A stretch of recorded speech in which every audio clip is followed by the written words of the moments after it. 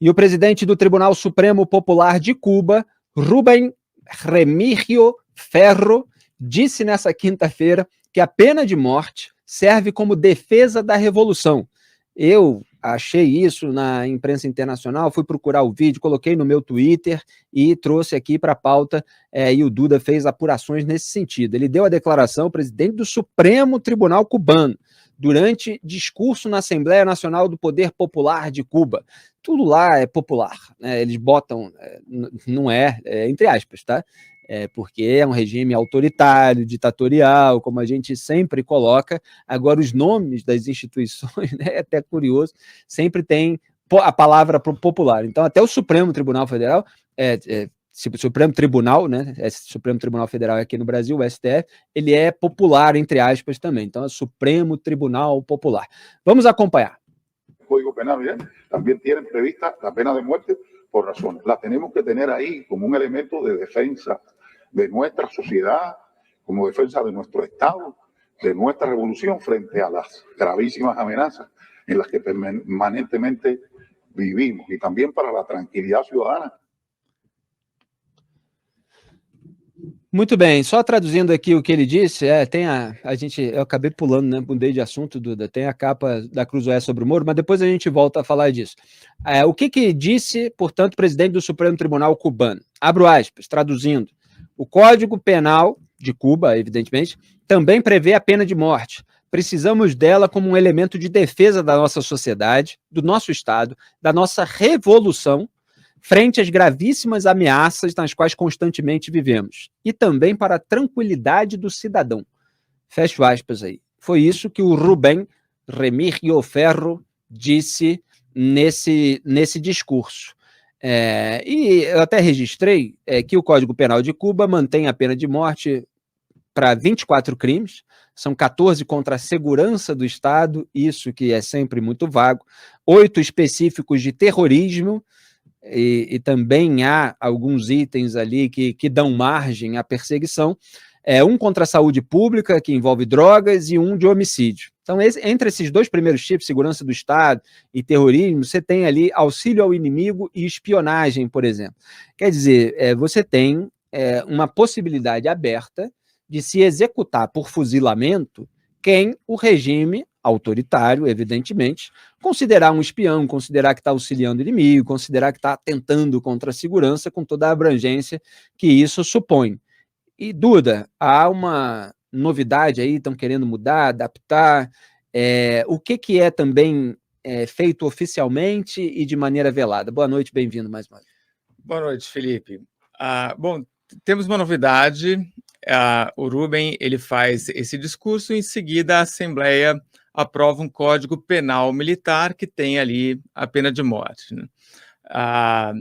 Mas Cuba, e ano passado, teve o Código Penal Civil, e também é o que você comentou, que agora expandiram os crimes que podem ter pena de morte. Mas vamos lá, Cuba sempre teve pena de morte, né? Aliás, um discurso clássico do Che Guevara na ONU, ele fala: fuzilamos e seguiremos fuzilando enquanto for necessário. Exatamente. E desde então já são 3.800 pessoas executadas. O que não acontece nos últimos 20 anos é uma execução formal, né, mesmo em julgamentos sumários, que é o que aconteceu sempre. Isso não tem tido nos últimos 20 anos, porque em 2003 a gente tem um caso que um grupo de pessoas, são dezenas de pessoas, eles roubam uma lancha, vão para os Estados Unidos, a gasolina acaba no meio do caminho, e aí todos são acusados, né? Inclusive, você citou aqui o caso de terrorismo, né? Terrorismo porque eles dizem que eles estavam ali a serviço dos Estados Unidos e constrói uma narrativa. Constrói uma narrativa. Então, assim, de 2003, desse caso até hoje, nós não tivemos esses casos de execuções da pena de morte pelo governo, porque isso, obviamente, quando acontece, todo mundo reclama, né? É a União Europeia, é a Anistia Internacional, é a Human Rights Watch, o Brasil não, tá? Mas, assim, vários outros. Mas Cuba, a gente também tem que lembrar, tem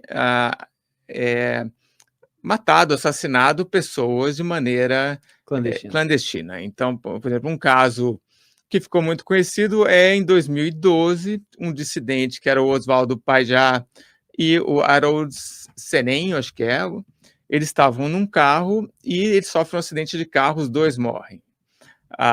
Toda a investigação do que aconteceu, tudo isso é montado um teatro e a Comissão Interamericana de Direitos Humanos da OEA vai dizer que o que aconteceu ali foi provocado por agentes de segurança. Então, é uma execução, é uma pena de morte, mas que não é oficial, né? É uma execução clandestina nesse caso aí. E outra coisa que é interessante a gente citar é por que está acontecendo isso agora, né? Quer dizer, por que Cuba então sempre teve essa pena de morte, sempre executou os dissidentes de maneira velada ou não, mas por que o Rubem está falando nisso e por que esses códigos novos ameaçando a população?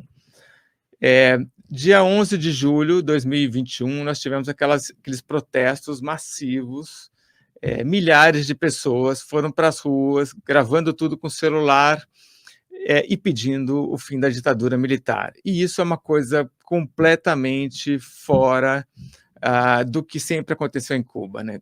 A ditadura cubana sempre foi muito temerosa com qualquer manifestação na rua. Então, isso que aconteceu, que foi assim, de todas as cidades, um monte de gente, isso deixou muito claro que a ditadura, que os cubanos não querem a ditadura, não gostam, e que, se tiverem uma oportunidade, vão mudar de regime.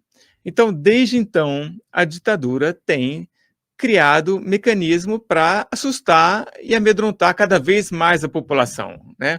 Desde prender e torturar um monte de gente, adolescentes, a gente escreveu muito sobre isso aqui na Cruzoé, e agora essa questão de ameaçar com pena de morte. E a outra coisa é que está acabando o que se fala aí da geração revolucionária, né? Que são os cubanos que participaram da Revolução, que hoje tem idade avançada. Então, Raul Castro está com 92 anos, e a hora que essa turma toda morrer por morte natural, os outros é que vão ter que assumir. E o Miguel Dias-Canel.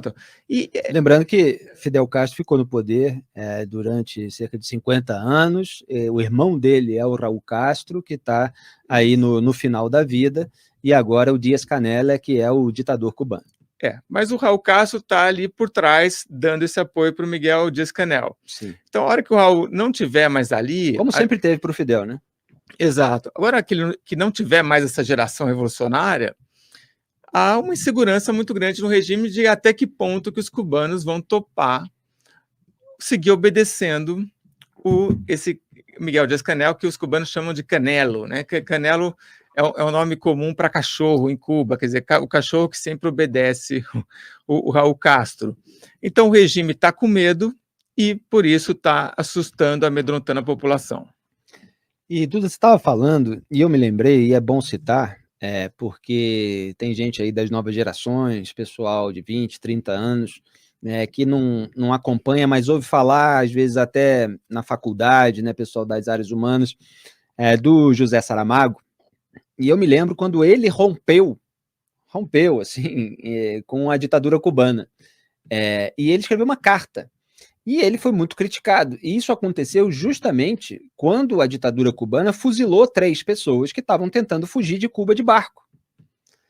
E aí, quem quiser procurar, pode procurar a carta de José Saramago, aí no Google vocês vão achar rapidinho, os jornais brasileiros publicaram a tradução, e ele começa falando, ele começa com a mesma expressão que ele termina a carta, né? Ele fala assim, até aqui cheguei. É curioso que ele tenha chegado até 2003, no apoio a um regime que já fuzilava há muito tempo. Lembrando que o discurso do Che Guevara na ONU, citado aqui, lembrado pelo Duda Teixeira, foi em 1964, tá? 64. Então a gente está falando de 2003. Ele fala, até aqui cheguei, de agora em diante Cuba seguirá seu caminho e eu fico onde estou. Aí ele começa a filosofar um pouco sobre discordar, é isso, é aquilo e tal, e no final ele fala, agora chegam os fuzilamentos.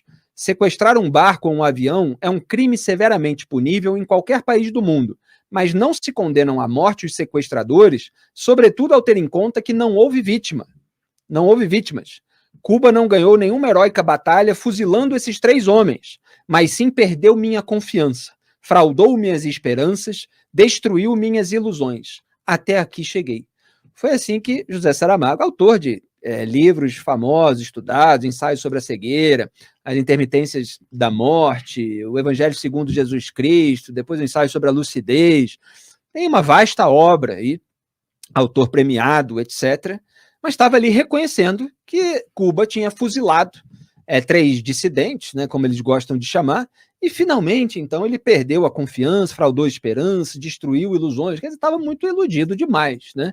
Tardiamente, foi muito criticado por aqueles que já eram antigos críticos do regime, embora todos tenham reconhecido que antes tarde do que nunca, né, Duda? E esse caso da lancha, enfim, também é uma questão muito sensível para o regime. Quando acontece que são 3 homens que são condenados à pena capital em 2003, nessas mesmas semanas acontecem outros 2 casos parecidos. Então, o regime acho que queria dar uma lição, né, forte para impedir que isso continuasse acontecendo, que os cubanos roubassem todos os barcos disponíveis, sendo que já tem pouco barco lá, né? Felipe, eu fui para Cuba uma vez e eu lembro que eu fui numa praia, e na praia você tinha uma fortificação, como se fosse ali um farol militar, e você tinha um monte de militar com binóculo olhando a praia dos 2 lados. E aí você fala, puxa, mas o que está acontecendo aqui? Por que essas pessoas estão aqui? E aí os cubanos me explicaram, não, assim, a gente está numa situação de fronteira. Eu falei, mas qual que é o problema aqui? Não, é que é o seguinte, se vier alguém com um barco, imediatamente o militar vai lá e pega, né? E não deixa. Uhum. Então, enfim, é o que a gente realmente espera de uma ilha-prisão, coisa que os cubanos não querem e adorariam mudar esse regime que está lá.